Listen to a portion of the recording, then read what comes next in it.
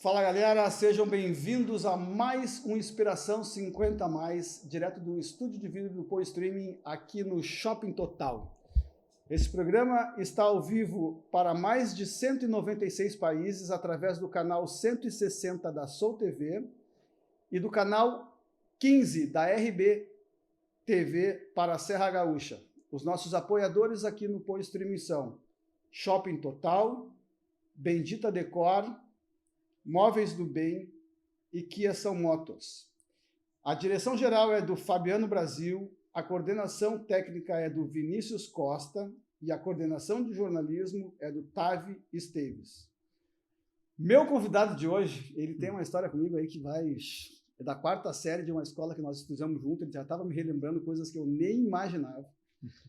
É o Rafael Homem de Carvalho, psicólogo, professor, consultor. E posso dizer que meu amigo também, né, Rafa? Sim, sem dúvida. Seja bem-vindo, cara. Muito obrigado, cara. Que prazer te ter aqui. Putz, prazer todo meu. Vamos bater um papo bem legal sobre 50 mais, sobre várias coisas aí. E para começar, querido, eu queria que tu me dissesse quem é o Rafael pelo Rafael. Tá bom. Bom, eu, mais uma vez mesmo, fico muito feliz de estarmos aqui juntos, né?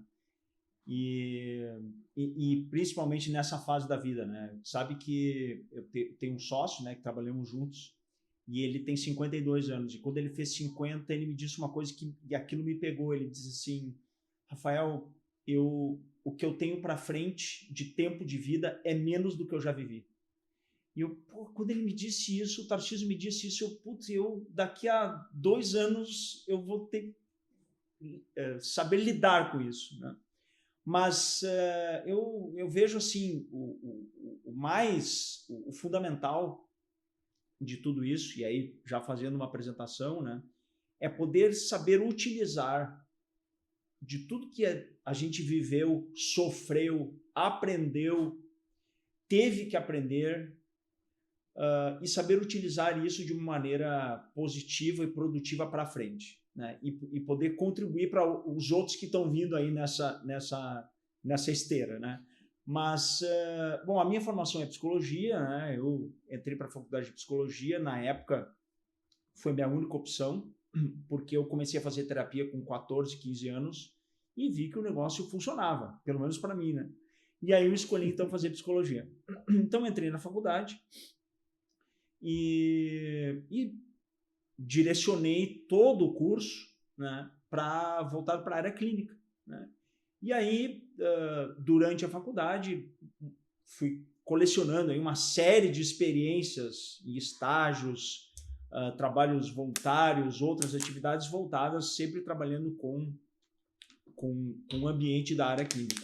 E aí me formei e comecei a atuar na área clínica, mas quem é da psicologia começa na área clínica, isso eu estou falando lá ano 2000, 2001, né? Difícil o início, né? Como tudo, né? E aí, mais ou menos uns 3, 4 anos depois, eu resolvi fazer uma migração para a área de consultoria, para a área empresarial. E aí entrei muito ao acaso, né? E eu sou muito grato ao caderno de empregos da Zero Hora, que foi por conta do caderno de empregos da Zero Hora, num dos anúncios que era uma vaga para uma consultoria que eu consegui, então me candidatei para essa. É do tempo do caderno de empregos, internet discada, que no final de semana, num pulso só, né, ficava mandando currículo. Sim. No final de semana. E aí, então, eu começo uma outra história, que aí nós vamos entrar mais nisso, mas a minha formação é sempre voltada para pessoas, né, tanto depois mesmo na área empresarial, sempre voltado para pessoas. E aí eu talvez daria para pensar, estava pensando isso ontem até, né? Que esse interesse e essa motivação para trabalhar com pessoas, meus pais sempre se preocuparam muito com o bem-estar das pessoas, né? Meu pai, tanto como servidor público, a minha mãe como professora, sempre procurando auxiliar e dar assistência para as pessoas em diferentes níveis, diferentes formas. E eu acho que isso é algo na minha casa que isso se propagou, assim. Que legal que tu traz isso, porque a próxima pergunta que eu ia te fazer é desses valores, né? Sim. Porque a gente é numa época, e eu não sei como é que é a tua relação com teus filhos, acredito que deva ser a mesma coisa que tu deve traz isso da tua família, que nós vivíamos muito mais com os mais velhos das nossas famílias, né? Com tios, né? E hoje as crianças estão tudo no quarto, ou para reunir com a família é uma loucura, porque está todo mundo na sua correria. Além desses valores que tu está trazendo, de gostar das pessoas porque teus pais sozinhos, o que mais tu traz de valor da tua vida, da educação, da convivência com os mais velhos da tua família? Que tem um filósofo alemão chamado Immanuel Kant. E o Kant, ele diferenciava o que é uma má intenção de uma boa intenção, né? E a má intenção é quando tu usa alguém como meio para um fim para ti. E a boa intenção quando o fim é a própria pessoa, né?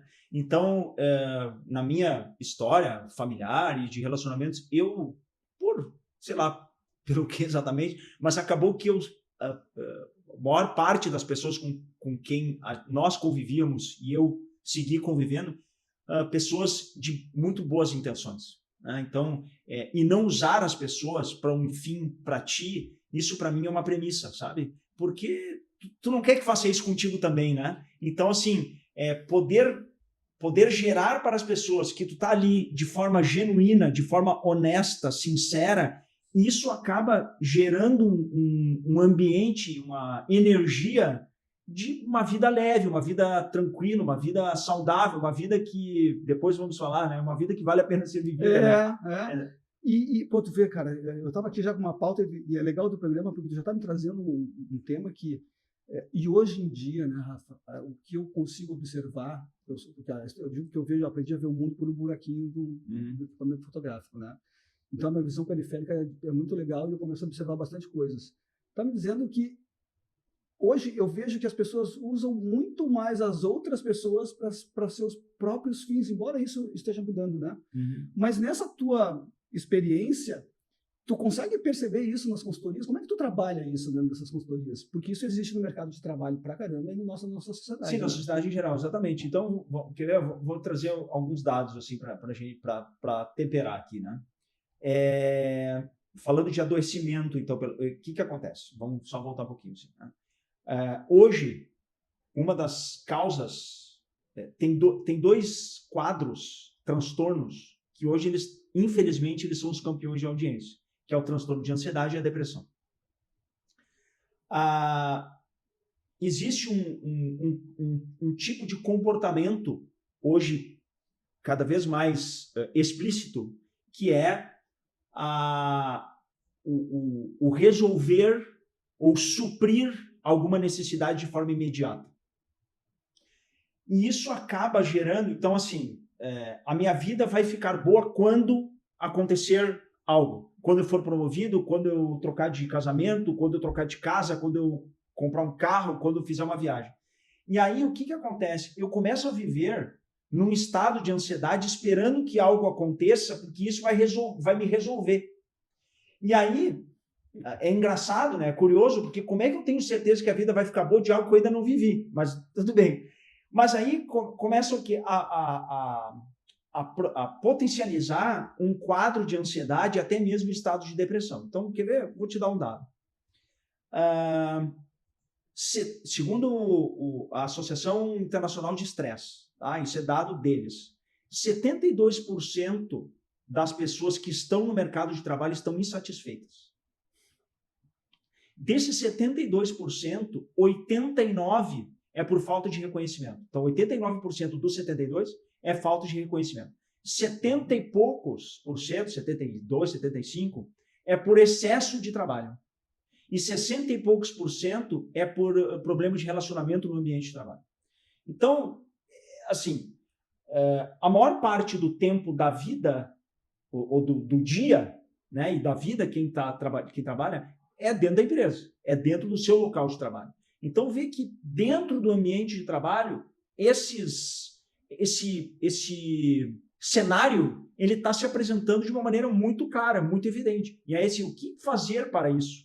Né? Eu ia te perguntar, o que fazer para isso? Porque, assim, esses 89% que não tem esse reconhecimento, existe algum trabalho dentro das empresas que se olhe para isso? Existe um trabalho psicológico que se olhe para isso? Existem psicólogos? Porque, assim, como eu venho do esporte, né? O esporte cada vez mais está se falando na questão mental, e de atletas que estão tratando da questão mental. E na mentoria que eu tive para a gente chegar onde eu estou hoje contigo, se falava muito na humanização das empresas, né, das pessoas, e a pandemia veio justamente para tentar fazer isso. Quando tu traz esse número de insatisfação por reconhecimento, existe algum trabalho para que se olhe para isso? Sim, isso é uma responsabilidade dos RHs, né, nas empresas, né? Ou quem tem a responsabilidade de fazer a gestão dessas pessoas, né? Então, assim, nas empresas, o que a gente precisa primeiro entender, né? O que é ser reconhecido, o que é o reconhecimento? Porque geralmente eu tenho uma expectativa de ser reconhecido por uma forma, mas a empresa está me reconhecendo da forma que ela reconhece, mas eu não estou insatisfeito. Exatamente. Aí vem um ponto para mim que é nevrálgico nessa história toda. É o seguinte, nem toda empresa ou nem todo ambiente empresarial vai fazer sentido para mim. Então, o que é compromisso meu? É buscar sei lá, identificar, buscar ambientes que tenham sentido para mim, que estejam de acordo com a minha natureza. Tá? Então, assim, por circunstâncias, nesse momento que surgiu, porque eu tinha que trabalhar, era isso aqui, beleza, tá bom. Transitoriamente, é aqui que eu vou ficar para resolver minha vida no curto prazo, mas que isso não vira uma regra. Então, qual que é a responsabilidade de cada um de nós? Buscar lugares, pessoas, ambientes, atividades profissionais que estejam de acordo com a minha natureza. Porque isso eu vou falar algo que eu tenho muita convicção nisso que eu vou dizer. Não existe pessoa incompetente, existe pessoa fora do lugar. Mas aí, Rafa, assim, eu sempre fui um cara que, eu vou falar aqui, eu tive dois lugares que assinaram a minha carteira de trabalho. Isso sempre foi um choque dentro da minha família, porque meu pai achava que eu tinha que ser concursado, porque eu tinha garantia aquela história toda, né? Sim. E eu sempre tive essa visão eu tinha um tio que era muito empreendedor e que a gente tinha que empreender e tal. Porém, o preço que eu paguei, às vezes é como fazer um projeto, tu tem que vender o projeto. E o salário de uma empresa, tu garante a tua grana todo mês, né? Sim. Então, o que eu quero te dizer é o seguinte, a gente vem a pergunta é assim, essa geração que vê que precisa pagar os seus boletos, todos nós precisamos pagar os seus boletos, né? Não conseguem fazer de estar numa empresa que tenham a ver com eles e precisam fazer um processo de estar numa empresa que ainda não é o que eles querem, uma função. Como que é esse trabalho interno da pessoa? Porque a gente está dentro do mundo, Rafa, porque é tudo dentro da rede social. A felicidade é o que a rede social diz. Né? A felicidade é como tu disseste, a gente tem que ter grana, a gente tem que ter sucesso, a gente tem que ter um carro para ser feliz. Eu acho que é o contrário. A felicidade é que vai... Se tu estiver feliz, tu vai gerar isso acontecer. Isso. Então, como é que tu vê essa questão toda aí? Isso. Então, assim, felicidade, tá? O estado de felicidade, ele é interno. Ele não é externo. Porque quando eu delego, terceirizo o meu estado de felicidade, eu estou roubado. Né? Eu estou roubado. Porque eu sempre vou terceirizar para alguém a responsabilidade de um estado de felicidade que ele é meu. Né? Então, assim, vamos na pergunta. Primeiro, é importante, é fundamental o autoconhecimento. O autoconhecimento. Porque o autoconhecimento ele vai me levar para dois pontos fundamentais, essenciais, eu diria. Quais são as minhas reais necessidades? E quais são as minhas responsabilidades perante essas necessidades. Eu preciso ganhar mais, eu preciso trabalhar numa empresa melhor, eu preciso morar num lugar melhor. Qual que é a minha responsabilidade perante isso? E aí, trazendo um pouco mais uma da filosofia, né?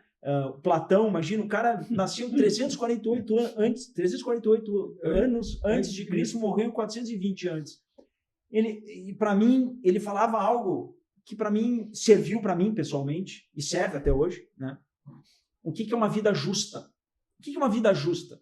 Uma vida justa é quando o indivíduo ajusta o tamanho das suas necessidades de acordo com o ambiente que ele vive, tem condições de lhe proporcionar.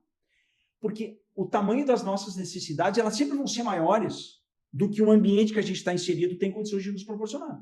Qual que é o trabalho? O difícil é fazer o ajuste. O que é fazer o ajuste? Eu vou precisar abrir mão. Eu vou precisar abrir mão de algumas necessidades que eu tenho, porque o ambiente que eu estou, ele não consegue me proporcionar. Né? Então, o exemplo clássico, né? O desembarque do avião.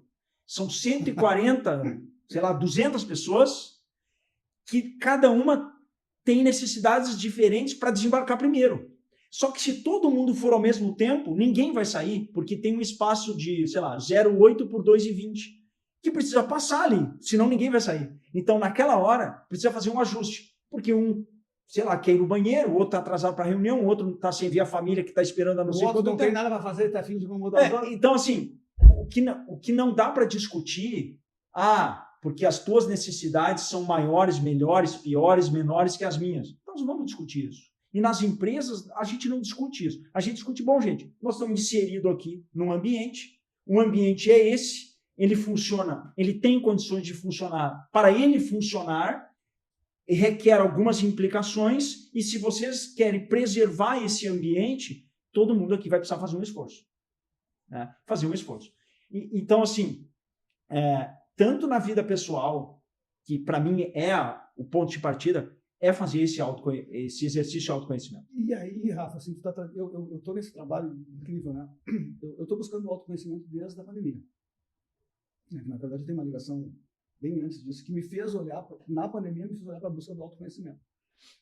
E é muito difícil a busca do autoconhecimento, né, no que eu quero te dizer assim, tanto na parte psicológica, na parte psiquiatra, psicanalítica, ou na parte espiritual, ou sem nenhuma delas contigo mesmo, que é o meu caso. Eu tenho estudado bastante sobre psicologia, sobre meditação, e estou buscando o meu autoconhecimento. É difícil e dói muito a gente olhar para dentro da gente. Sim. Abrir mão dessas coisas todas que tu falasse. E isso, a minha pergunta é, as pessoas têm evitado de olhar esse autoconhecimento, de olhar para si e continuar andando do jeito que andam? Sim. E sabe por que é difícil? Porque dentro da gente, a gente tem partes que a gente admira na gente, partes que a gente não admira e partes que a gente não gostaria que fizesse parte da gente. Né? Tem um psicanalista, o Jung, ele falava o seguinte, aí é um princípio até da engenharia, de construção, né? Quanto mais alto tu quiser evoluir na vida, mais fundo tu vai ter que descer. Porque quanto mais tu entrar em contato com as partes que tu não admira em ti, maior é a oportunidade que tu tem para modificar isso. Mas entrar em contato com isso vai me deprimir, vai me deixar frustrado. E aí a gente tem um outro dado, que 80% dos nossos pensamentos, eles são remetidos para a incapacidade. Eu sou um idiota, eu sou um burro, eu não sirvo para nada, eu sou um incompetente. 80% dos nossos pensamentos, eles nos levam para isso aí. Na medida que eu consigo acessar isso e começar a fazer uma modificação disso, bom, quando eu me dou conta disso, como é que eu posso modificar?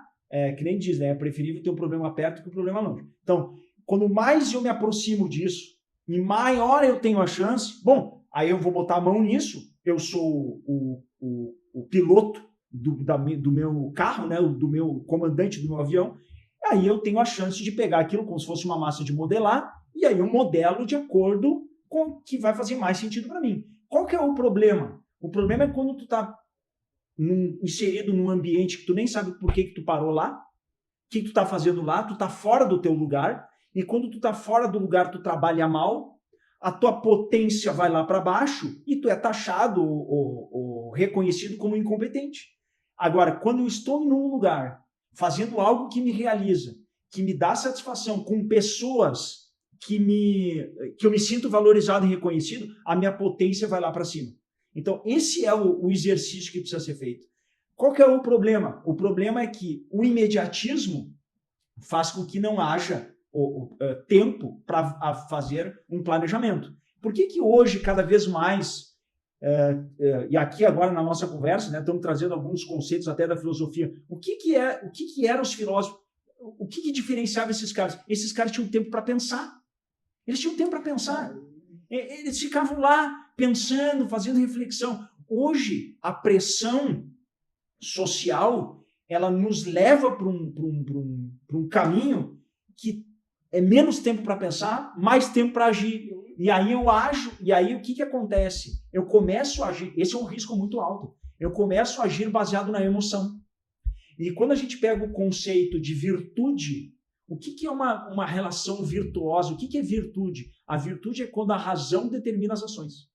Então, quanto mais eu tenho tempo para pensar, né, o William Ury, que é considerado um grande negociador de gestão de conflitos, no livro dele, Como Chegar ao Sim em Si Mesmo, ele diz o seguinte, quando tu está numa situação muito conflitante, conflituosa, tu está ali no olho do furacão, qual que é o primeiro movimento que tu precisa fazer? Tu precisa te retirar dali, e ele faz essa figura, e sentar no camarote, e te ver de cima, olhar a cena de cima, e aí volta para aí sim tomar as decisões. Então, o que acontece? A expectativa de vida aumenta cada vez mais. Sabe qual que era a expectativa de vida em 1900? 29 anos. Brasil, tá? 29 anos. Sabe qual que era a expectativa de vida do brasileiro em 1950? Não tenho nem ideia. 46,8. Ou seja, em 1950, esse programa aqui não estaria acontecendo, porque a gente não estaria mais aqui. Entendeu? E hoje inverteu a pirâmide total. Né? Hoje aumentou muito, né? Hoje nós estamos em 70 e poucos, né? E a projeção para 2030 é chegar em 79 anos. E como é que as empresas veem isso? Porque, assim, porque geralmente os grandes líderes de empresa, quando chegam nos 50 anos, ou eles, em função do salário que ganham, já são desligados das empresas, e já vai trazendo os mais jovens com novas ideias, ou eles já estão quase se aposentando, preparando as suas aposentadorias. Como é que as empresas veem isso, né? A intergeracionalidade, por exemplo, dos grandes líderes com a galera que está vindo agora, que tem essa ansiedade de ser rápido e responder rápido, e o grande líder é um cara que já pensa mais um pouco, como é que está isso dentro das empresas? Hoje, caras de 50, 55, 60 anos têm mudado muito o comportamento em relação a hábitos, né? Em relação à preocupação com a saúde. Porque como a expectativa de vida aumentou, como eu comentei, então as pessoas, se de uma maneira ou outra, se não acontecer nenhuma tragédia ou fatalidade, é tudo certo. eu vou passar dos 70, eu quero chegar lá com qualidade, eu quero chegar lá com vigor. E aí o que começou a acontecer? Esses caras dos 50 a mais e dos 60 a mais, hoje estão com uma vitalidade, um vigor muito maior do que 30, 40 anos atrás. Né? Então hoje nas empresas, reconhecer e valorizar a experiência, a senioridade, a vivência que essas pessoas já tiveram e podem contribuir para desenvolver os mais novos, isso hoje tem sido sim eu diria mais que uma preocupação, tem sido algo valorizado nas empresas. Então hoje eu tenho contato e acesso, e nós na consultoria, muitos executivos que estão com 55, 60 anos, os caras estão voando, entendeu? Estão voando. Claro que tem que ficar sempre o alerta, e aí a gente acaba fazendo esse alerta, olha, precisa delegar, precisa trazer gente nova para o jogo, né, para poder passar e transmitir esse conhecimento, pensando na sustentabilidade da empresa. Mas hoje esse cenário, gradualmente, ele começou a mudar nesse sentido. E isso tem a ver com a história de sucesso. Porque quando eu te acompanho e estudo, né, e é uma beleza eu fazer Inspiração 50 Mais, porque eu aprendo um pouco de cada um. Sim. E aí, quando eu comecei a observar a sucessão, eu sempre tive que sucessão, na minha cabeça, era questão de sucessão familiar. Na verdade, não é. É a sucessão de quem vai comandar quem está operando ali, de quem vai operar quem está aqui, isso independentemente se é familiar ou não. Como é que é esse processo, cara? Porque, assim, a gente vem falando aqui de emocional, de imediatismo, de depressão, mas numa hora da sucessão, como que é essa questão toda, desde a parte da troca até a parte, acho que é a principal que tu tem que começar a trabalhar, não sei, mas a parte emocional psicológica dessa sucessão? Principalmente nós atuamos bastante com famílias, né, que tem negócio. E o tema sucessão, ele acabou ficando um pouco assim, ele carrega um ônus que ele está associado com morte, com falecimento, né? Então ele carrega esse peso aí. Mas quando nós estamos falando de continuidade, né? E aí o início aqui da conversa falando de legado, né? Dos valores. Então, assim, o que o empresário ou a empresária, né? O que ele quer transmitir, o que quer que os filhos recebam, né? Ou as pessoas que trabalham na empresa, né? Porque uma empresa ela tem uma responsabilidade social também, né? E aí o que precisa ser feito para que essa empresa ela continue existindo, gerando emprego, gerando renda, contribuindo para a comunidade que ela faz parte. Então, a conversa tem sido nesse tom, sabe? Tirando esse peso da morte, quando não tiver mais aqui, isso pode... Porque assim, né, nós estamos colocando duas situações. Né? A parte que é da empresa, da associação empresarial, eu acredito que seja mais que não tem associação de familiar, que eu quero dizer, do que uma associação que tem familiar, né? Porque a associação que tem familiar, eu acredito que deva ser um tumulto maior do que o empresarial, ou estou equivocado? Cada um tem as suas peculiaridades, tá? Mas assim, para tentar ser bem objetivo nesse ponto, o grande dilema, diria até quase o drama maior, para conseguir avançar neste tema, porque nós estamos falando de ter uma empresa que ela seja profissional, que ela tenha uma estrutura, um funcionamento voltado para a empresa e não para resolver problemas particulares e individuais. Né? Que isso eu aprendi lá no início, quando eu entrei em consultoria, que é a diferença entre expectativa e combinação. Então, hoje, nos grupos de empresários, com os gestores, né, nas próprias famílias, o grande exercício é transformar expectativas em combinações. Porque expectativa está na cabeça de uma pessoa. Combinação está na cabeça de duas ou mais. E aí é legítimo eu ter expectativa sobre alguém, só que isso não me dá o direito de cobrar. Agora, quando a gente senta e combina, está combinado. Eu não só posso, como eu devo cobrar. Então, trabalhar no plano das combinações reduz demais as passionalidades, as mágoas, os ressentimentos, porque a gente sentou e combinou. Né?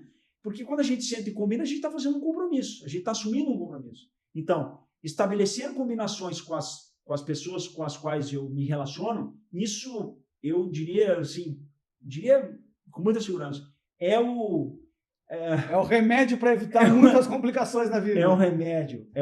E aí, dentro disso, Rafa, eu sei que a gente tem tanta coisa que a gente podia ficar 3 horas, mas eu queria voltar só um pouquinho antes de entrar no que eu quero. Tá. Que tu falasse ali da questão dos números do mercado de trabalho, da depressão e da ansiedade, e a gente falando ali antes dos bastidores, tu falou a questão do suicídio, que é uma pandemia silenciosa, tanto de adolescentes, e tu me trouxe um dado maior ainda, que é das pessoas que estão no mercado de trabalho de 30 a 55 anos, né? É estarrecedor porque o que acontece? Até eu já participei já fiz algumas palestras do Setembro Amarelo, né? Que é o mês dedicado à prevenção do suicídio. Né? Tem uma polêmica aí, né? Que tem até uma lei que quando alguém comete suicídio, isso não pode ser divulgado, mas tem gente que hoje já entende que quanto mais divulgar, mais tu desmistifica o tema e tu traz ele para a mesa, né? Então, esse ainda é um ponto que é um dilema. Mas o que acontece? Uma pessoa que chega neste nível, ela não é que ela estava tudo bem, dormiu bem, acordou um dia, hoje eu vou resolver cometer um suicídio. Então, já é algo que já vem. Então, o Brasil hoje, para mim é um dado estarrecedor, né? Por ano acontecem 13 mil suicídios. Isso significa 36 a 38 por dia. Caramba, cara. Né? Isso significa que a cada 2 horas, entre 2 a 3 pessoas vão cometer suicídio. Ou seja, durante este programa aqui, no Brasil, uma pessoa pelo menos cometeu suicídio. Tá? E aí nós vamos olhar assim, desses 13 mil, 12 mil entre pessoas de 14 a 65 anos. Caramba. Desses 13 mil, 10 mil estão no mercado de trabalho, estão com atividade profissional regular. Ou seja, é um tema que invade o ambiente organizacional. Né? E nesse percentual, e aí vem um outro dado que também chama atenção, 77% dos 13 mil são homens. Né? Então, aí tem uma explicação, pelo menos... Isso que nós somos os super-homens, né?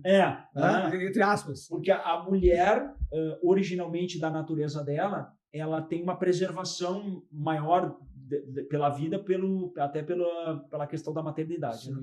Agora, eu queria só voltar, porque nós estamos falando E o Brasil, hoje, ele está em 8º nesse ranking. Né? Em primeiro lugar é a Índia, com 220 mil anos, depois vem China, Estados Unidos vem em terceiro com 43 mil ano, né? E o Brasil está em 8º lugar. Mas quando a gente fala de encontrar o seu devido lugar na natureza, e o Aristóteles dizia que a natureza é ordenada, né? E como a natureza é ordenada, cada um precisa estar no seu devido lugar, porque quando tu está fora do teu lugar, tu trabalha mal, né? Tem uma história que eu acho ilustra bacana isso, que tem um parque nos Estados Unidos que é o Yellowstone. Tem filme, tem série sobre Yellowstone. E no início do século XX, os lobos estavam comendo o gado do parque. Os fazendeiros fizeram uma mobilização para exterminar com os lobos selvagens. Conhece a história? Não. Exterminar os lobos selvagens. E os caras fizeram um movimento muito grande para exterminar com os lobos selvagens. E aí isso levou algumas décadas para conseguirem exterminar. Bom, chegou um momento que exterminaram os lobos selvagens. O que começou a acontecer? As alces e os cervos começaram a comer a vegetação do parque, porque eles não tinham mais um predador. E isso começou a gerar um impacto muito negativo no ecossistema do parque. Sim. Porque não crescia mais vegetação, não tinham mais insetos e outros seres, porque a cadeia ela é de baixo para cima, né? A vegetação não crescia na beira dos rios, então começou a afetar o curso dos rios. E aí os caras foram se dando conta. Claro, até chegar nessa conclusão levou muitos anos. Em 95, os caras conseguiram, entenderam o que estava acontecendo e conseguiram levar de volta para o parque a primeira alcateia com 12 lobos. E esses lobos, predadores, aí o que começou a acontecer? Os alces e os cervos já não estavam mais tão livremente no parque, né? Isso começou a trazer outros animais para dentro do parque, ou seja, eles conseguiram consertar o ecossistema do parque. Então, isso nos ajuda a pensar, gente, qual que é o ecossistema que a gente faz parte? Qual que é o meu papel na preservação disso?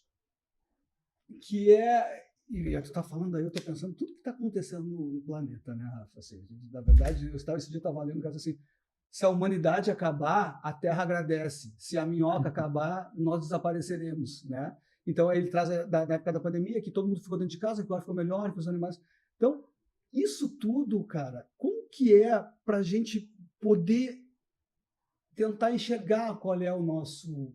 Porque, assim, tu está me falando aí, a gente está falando de ansiedade, depressão, suicídio, falta de valorização das pessoas não valorizadas nas empresas, o ecossistema, mas isso eu percebo, e aí vendo tudo que eu vivi na vida, tudo que eu estou vivendo com a minha família, né, o quanto a questão emocional ela é importante, né?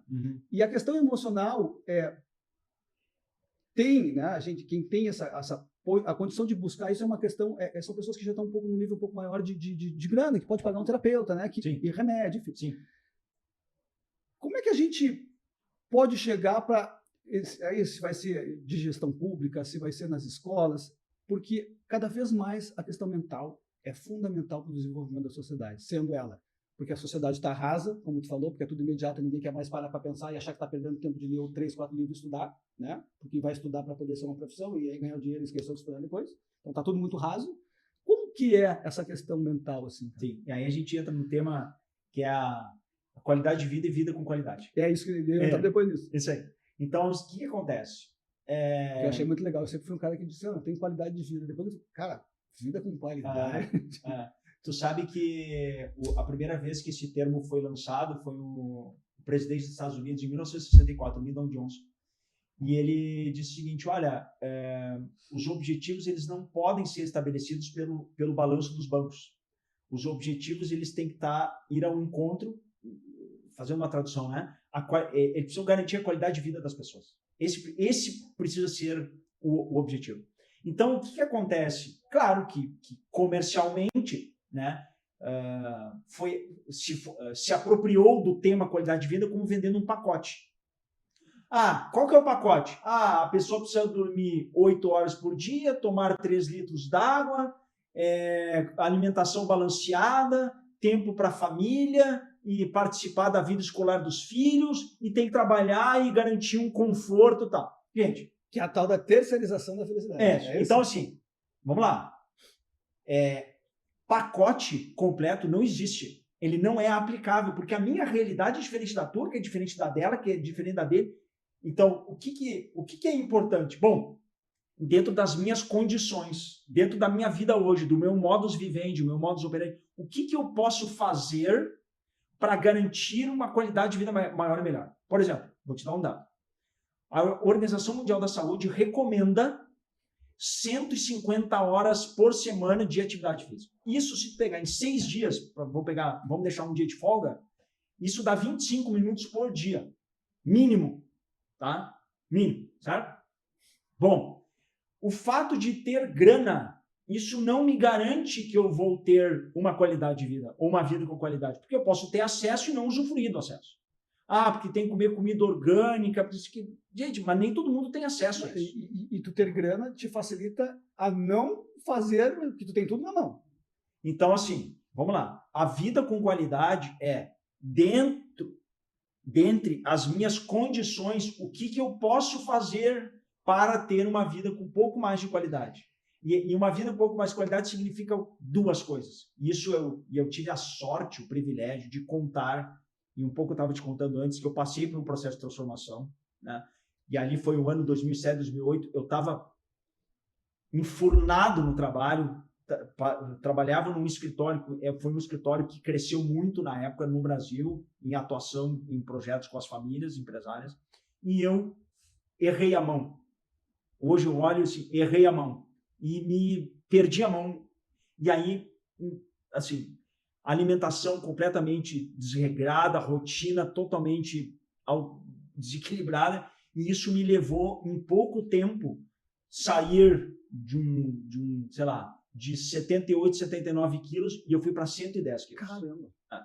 E aí chegou nesse momento, as crianças eram pequenas ainda, né? Tinha os 2, o Davi e o Marcelo, depois veio o Marcos, e aí eu assim, se eu continuar desse jeito, eu não Vai explodir? Vou explodir. Literalmente, vai né? explodir, Eu estava com 110 quilos. explodir. E aí eu comecei um processo de me reconectar comigo próprio, né? Isso em 2000 e... Isso começou em 2009, não, um pouco mais, 2010, 2011 eu comecei o processo, né? E aí eu mudei a alimentação, fui para nutricionista, comecei a correr, e isso me levou para um outro patamar de condição de vida, né? Tanto que em 2 anos eu não fiz nada, dieta milagrosa, nada, né? Eu fui seguindo o passo a passo com planejamento. Sim. E aí em 2 anos eu consegui perder, deixar para trás, né, 42 quilos, né? Eu fui a 70 quilos, né? E aí comecei a correr, aí comecei a participar de corrida e fiz 2 maratonas de Porto Alegre. Então, assim, aí eu fui para um outro modo de vida, né? Outro estágio, um degrau. Hã? Um outro degrau. Um outro nível, uma outra condição, né? Que me ajudou muito a tomar outras decisões, fazer outras opções de carreira e de vida pessoal mesmo, né? Mas isso, Rafa, a gente tem essa condição. Nós estamos num lugar único, né? Porque a gente teve família, teve base, teve estrutura, teve faculdade, tem a capacidade intelectual, tem, né, todo o processo de oportunidade. Mas é a galera, cara, que não tem essa mesma régua nossa e também precisa ter isso, né? E aí, quando eu te trago a pergunta, isso tem que estar já embutido numa questão educacional, lá embaixo, política pública de saúde mental, porque eu, por exemplo, né, na questão da corrida, que também foi uma transformação para mim, embora eu seja filho de professor de educação física, como tu sabe, pratiquei sempre esporte, mas a corrida mudou meu processo, porque eu também estava acima do peso, eu estava com todas as questões de glicerídeo, essas porra tudo aí, alta. E esse processo, além de ele me mudar o meu corpo, eu comecei a perceber que a minha felicidade começou a melhorar, o meu astral começou a melhorar, o meu jeito de olhar o mundo começou a melhorar, porque eu saí da qualidade de vida e tenho uma vida de qualidade. Isso. E ao mesmo tempo eu vejo que tem uma galera fazendo isso. Uhum. Só que o que eu digo? Não é porque eu não tenho condição de estar praticando uma atividade física numa academia, ou pagar. Eu posso ir caminhar na praça, eu posso, como tu dissesse, subir o meu andar de escada. Isso. Como que as pessoas criam esse hábito, cara? Então tá, ótimo. O ser humano ele tem 3 necessidades. Necessidade de inclusão, controle e afeto. que eu estou falando isso? Para esta questão. O grupo. A bolha. É te conectar com um grupo que esteja disposto a isso. Certo? Então, assim, eu quero mudar os hábitos, mas o grupo com quem eu estou envolvido, os caras bebem, fumam e estão sedentários. E que para esse grupo, para eles, é uma vida de qualidade. O cara relaxa, dá risada e tal, legal. Mas só que, assim, internamente está provocando algum tipo de dano. Então, a questão, primeiro, eu quero fazer um movimento de mudança, o grupo. E eu me conectei com gente que se não fosse a corrida naquela época, hoje eu praticamente não, muito de vez em quando, mas naquela época, as pessoas com as quais eu me conectei, elas foram muito importantes para essa mudança. Mas eu fiz um movimento de buscar e me conectar com essas pessoas, né? Na corrida, mais recentemente, por que esses esportes em grupo, as práticas esportivas em grupo, elas têm se mostrado efetivas e eficientes?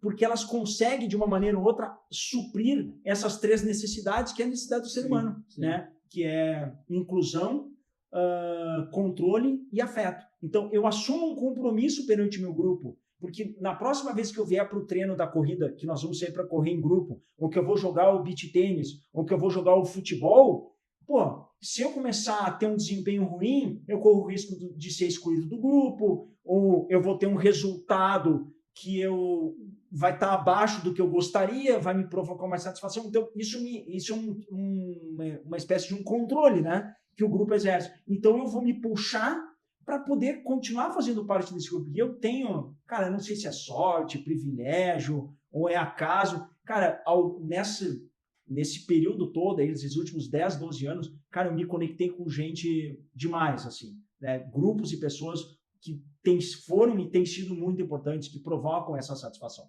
A mudança, ela é interna, ela é de dentro para fora, né? Então, tem um livro que que fala sobre mindset, que é de uma pesquisadora americana, a Carol Dweck, né? Ela diz assim... Por muito tempo foi meu livro de cabeceira. Para fazer realizações importantes, dedicação, esforço, estratégia e aliados para o aprendizado. Então, assim, eu preciso me cercar disso, né? E entender a importância disso. Porque no livro ela diz, né, que tem 2 tipos de mindset, né? O fixo e o de crescimento. Sim. E o fixo é o que a gente encontra na maioria, né? Eu não vou me desafiar, o novo não me interessa, eu vou fazer algo que me dê uma segurança, eu não vou me expor. Em um mindset de crescimento, não. Quanto mais desafio, mais eu me motivo. Quanto mais eu cometo equívocos, mais serve de estímulo para eu adquirir novos aprendizados. Então, buscar um mindset de crescimento vai me levar para um outro patamar de eficiência e de eficácia, diferente de ficar preso a uma crença limitadora. Exatamente isso. Cara, a gente já tem 50 minutos de programa, a gente já está quase chegando no final, mas eu vou tocar mais um pouco aqui, cara. Vamos lá. Porque assim, tu disse que a gente ia ter assunto para uns 4, 5 programas. Aí tem uma parada que é o planejamento de vida, a questão financeira para quando chegar à maturidade e que todos buscamos, né? Mas quando isso é atingido e começamos a ver que o tempo para frente não será o mais longo e sim cada vez mais perto da hora da partida. Como, e aí eu vou trazer para geral, né, cara, e para quem a gente fala, isso vai te levar a tu ter uma vida de qualidade, né? E muita gente não faz isso, né? Não pensa em fazer o seu planejamento de carreira, formar, ganhar grana e fazer da família, mas não pensa no que a gente estava falando há pouco tempo atrás, que tu vai chegar nos 50 anos e tu só vai olhar que tu tem, se tudo der certo, 25 anos de vida a mais, para tu começar a pensar em como tu vai envelhecer. Tu fez essa mudança antes. Eu fiz essa mudança 4 anos antes. Uhum. Como é que a gente deve fazer isso? Quando é que é a hora de fazer isso? Quando é que isso desperta, né, para a gente pensar que a gente vai ter mais 25 anos se tudo der certo? Como é que a gente deve preparar isso tudo? Nós não fomos educados para fazer planejamento, né? Então, por quê? Porque como ser humano, 85% das decisões elas são baseadas na emoção e não na razão. Então, o que significa isso na prática? Que eu tomo decisões para suprir uma necessidade daquele momento. Imediato. E isso me impede de planejar, olhar 4, 5 anos para frente. Ah, mas em 4, 5 anos para frente muita coisa pode acontecer. Sim, sempre vão haver variáveis que eu não tenho controle. Uma pandemia, não tenho controle. Enchente, eu não tenho controle sobre isso. Né? Para pegar duas catástrofes aí mais recentes da nossa realidade aqui. Agora, mas eu posso fazer um ajuste desse meu planejamento. E aí é importante uma inversão da lógica, né? O financeiro, ele sempre vai ser um resultante da tua estratégia. E não o contrário. Sim, eu digo às vezes, né? A saúde é o bem mais precioso que a gente tem. Não adianta tu ser milionário e tu não ter saúde para resolver. Então, assim, fazer um planejamento, mínimo que seja. Bom, eu uso até a expressão assim, o que é fazer o planejamento na prática? É equilibrar pratinho, né? Então, tem vários pratinhos. O relacionamento conjugal, a educação das crianças, o aprendizado, o buscar estudar, né? O trabalhar, o fazer atividade física, o ter tempo para pensar. Então, tem vários pratinhos ali girando ao mesmo tempo e eu preciso cuidar disso de uma maneira minimamente equilibrada, né? Mas o equilíbrio, ele precisa ser o equilíbrio da bicicleta. Qual que é o equilíbrio da bicicleta? Se eu parar de pedalar, eu caio. Né? Então, eu não posso parar de pedalar. O pratinho nunca pode parar de girar. Então, assim, e a bicicleta é o seguinte, eu tenho que olhar para o chão para desviar do buraco, né, para não cair no buraco, e eu tenho que olhar para frente para não bater em alguém ou num poste. Então, isso é o que eu considero uma vida em equilíbrio, que é o equilíbrio da bicicleta. E precisa fazer um planejamento. Né? Então, isso para mim hoje, cada vez mais é fato. Né? Cara, tem muita coisa para falar aqui, enfim, e aí eu queria te trazer dentro dessas coisas todas, a gente estava falando na questão do homem aos 50 anos, né? Que geralmente é o momento que ele está no seu ápice de carreira, no seu ápice social, né? Conquistou seus objetivos, mas de repente a maionese desanda. Por que isso? Desanda pela falta de planejamento ou desanda porque se deslumbrou com tudo? Porque eu tenho vários amigos que chegaram aos 50 anos, se deslumbraram e perderam muitas coisas que construíram. Né? O que tu traz pra gente? Assim, porque quando tu alcança esse momento de vida, né, tu consegue reconhecer aquilo que deu certo e aquilo que não funcionou. Né? E aí, qual que é a armadilha disso aí? Eu olho para trás e vejo assim, isso aqui não funcionou, mas eu gostaria que tivesse sido diferente. Então agora um movimento de recuperar o tempo perdido. Isso é uma armadilha. Porque o que passou, tu não tem como reescrever a história. Aquilo já passou. Então, assim, como deve ser a relação com os 3 tempos, né? Passado, presente e futuro? O passado, que ele sirva para experiências que eu obtive. O presente são as ações que eu vou realizar. E o futuro são as estratégias que eu vou adotar. Então, assim, não tem como recuperar tempo perdido. Eu não vou resolver em 2, 3 anos o que eu deixei de fazer nos últimos 10. Não vou, isso não existe. Tá? Então, como é que eu concilio isso? Eu estou no ápice da minha carreira, eu estou com uma vida financeira um pouco mais estável, mais confortável, ou não, né? Eu estou ainda lutando. Bom, mas eu também não tenho mais aquele vigor dos 25, 30 anos, que se hoje não der certo, eu tenho a chance amanhã de novo. Agora não. Os impactos de eu fazer algo e me traga problema, a possibilidade de consertar isso, o tempo para isso já não é mais o mesmo. Então, eu conheço e já consegui contribuir de alguma forma pessoas que se separaram, que estão em novos casamentos, que têm casamentos anteriores que precisam lidar com essa gestão, caras que se separaram e têm filhos de casamentos anteriores, eu mesmo já passei por essa experiência. Então, como é que eu concilio isso a ponto de dizer, não, agora eu vou viver uma outra vida, uma nova vida? Não, a vida é uma só. Então, que nem diz assim, como é que eu concilio a vida pessoal com a vida profissional? Gente, isso não existe, porque vida é uma só, velho. Então, a vida é uma só. Tem o trabalho, tem a família, tem os filhos, tem os relacionamentos, mas a vida é uma só. E o tempo, ele não é circular. O tempo, ele é linear. O tempo do relógio, ele é circular. Dia, tarde e noite, meio-dia, 5 da tarde, meia-noite, né? Mas isso é para dar uma organização no nosso caos. Sim. Mas o tempo, ele é linear. Ou seja, o que está acontecendo agora aqui, a gente nunca mais vai conseguir reproduzir. Nós não vamos viver isso aqui de novo. Já era. Já era, então já passou. Então, assim, como é que eu cuido do meu presente? E aí eu estou falando de tempo e também do simbólico, que o que a gente está vivendo aqui é um presente. Né? E isso eu falo para os guris, os meus filhos. Cara, a vida é boa. A vida é um presente. A vida é boa. E te relaciona com a vida, ela sendo algo bom. Porque a vida é boa. Né? O meu do meio chama Marcelo. Né? E teve um dia que eles me ligaram, que eles queriam ir em algum lugar, aí eu estava numa correria, então tá, eu pego vocês aí, passo em casa e levo vocês. Aí peguei eles em casa, fui para minha casa, porque eu tinha que trocar de roupa para levar eles para esse lugar, e eles tinham que trocar de roupa também, e eles me olhando, né? E eu assim, tá, e vocês não vão se arrumar? Não, mas a gente não trouxe a roupa. E eu, aí dei um discurso, pô, assim não é possível, cara, pelo amor de Deus, vocês estão com a cabeça onde? E dei um sermão. E o Marcelo olhou para mim, o Marcelo tinha, hoje ele tem 13, ele tinha uns 9, 10 anos, e ele olhou para mim e disse assim, pai, positividade. Eles nos dão as nossa, aí eu parei e pensei, eu assim, não, tu tem razão, mas não pode. Não sei. Então, assim, cara, positividade, sim. Sabe? Por mais duro, e eu já passei por diversas situações muito difíceis, duras, mas assim, o que isso, como é que eu posso usar isso a meu favor, né? E aí, tu tinha me comentado antes, né, assim, né, o que eu, se eu me arrependo de alguma coisa, né? Isso nós vamos entrar agora, porque assim, eu tenho algumas perguntinhas que bate bola, né? Tá. A primeira é, como é que tu vê a espiritualidade na tua vida? Cara, para mim é uma conexão corpo e mente. Mente sã e corpo são. Um desejo. Um desejo que o Grêmio nunca mais volte para a segunda divisão.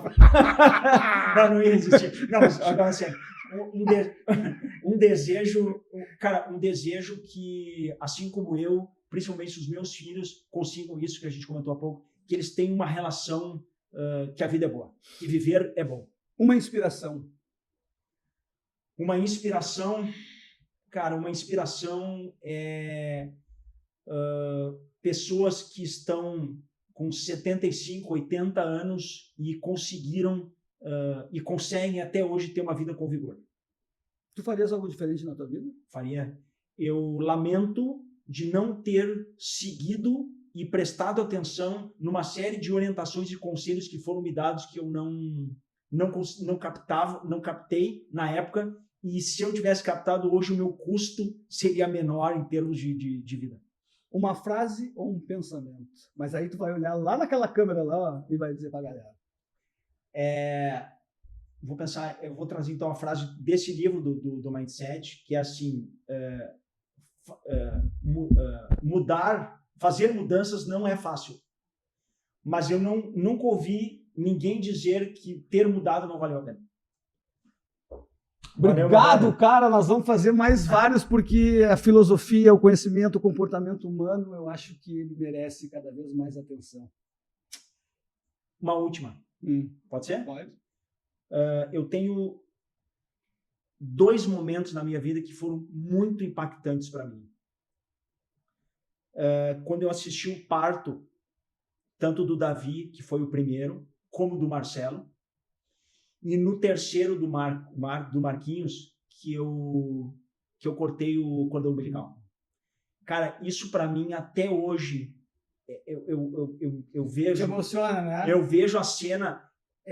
Quando eu vi eles saindo dali de dentro, os 3, né? E o Marquinhos, eu ainda cortei o cordão. Cara, eu olhei esse cara, isso é o milagre da vida, velho. É o milagre da vida. Então, proporcionar isso, e aí a responsabilidade, tu também tem filha, né? Esse senso de responsabilidade em cuidar deles, cara, para mim isso tá acima de qualquer coisa. Você mandou depois que chegou a Valentina. Galera, muito obrigado por estar com a gente. Esse programa vai estar sempre no ar. Valeu, Rafa. Obrigado pela presença. Eu que agradeço muito. Voltaremos em breve. Se cuidem, fiquem bem. Boas energias para todo mundo aí.